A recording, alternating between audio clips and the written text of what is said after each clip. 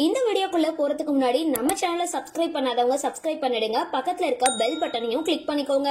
வாங்க வீடியோக்குள்ள போகலாம். கவர்ச்சி நடிகையா பிரபலமானவங்க புவனேஸ்வரி. இவங்களுக்கு தனி ரசிகர்கள் பட்டாளமே இருந்தது. சினிமாவில மட்டும் இல்லாம டிவி சீரியல்கள்லயும் நடிச்சுட்டு வந்தாங்க. அப்போ திடீரென செய்யாத குற்றத்துக்காக இவங்க மேல வழக்கு போடப்பட்டிருந்தது. இதனால புவனேஸ்வரி பல அவமானங்களை சந்திக்க நேர்ந்திருந்தது. 3 ஆண்டுகள் தைரியமா வழக்கை எதிர்கொண்டு போராடின புவனேஸ்வரி இறுதியில விடுதலை செய்யப்பட்டாங்க. புவனேஸ்வரி தன்னோட சட்ட போராட்டத்துல வெற்றியும் பெற்றிருந்தாங்க. வழக்குல இருந்து விடுதலை கிடைச்சிருந்தாலும் அபாண்டமான குற்றச்சாட்டுனால ஏற்பட்ட வேதனை அவங்கள விட்டு நீங்கல. நீண்ட காலம் மன உளைச்சலோட இருந்தாங்க. தமிழ்நாட்டுல வறுமையான குடும்பத்துல பிறந்து நடிக்க வாய்ப்பு தேடி சென்னைக்கு வந்தவங்க புவனேஸ்வரி. தன்னோட கடின உழைப்பால முன்னேறி சினிமாவிலையும் சீரியல்லையும் வெற்றி பெற்றாங்க. இப்போ புவனேஸ்வரி சென்னையில எல்லாம் துறந்து துறவி போல வாழ்ந்துட்டு வராங்க. அவங்களுக்கு சொந்தமா சில ஷூட்டிங் பங்களாக்கள் இருக்கு.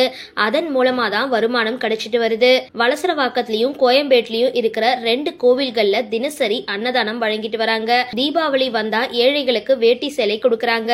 சாப்பாட்டுக்கே கஷ்டப்பட்ட நிலையில இருந்து முன்னேறி வந்ததுனால இப்போ பசியில இருக்கிறவங்களுக்கு சாப்பாடு போட விரும்புவதா பேட்டி ஒன்னத்துல சொல்லியிருக்காங்க நடிகை புவனேஸ்வரி.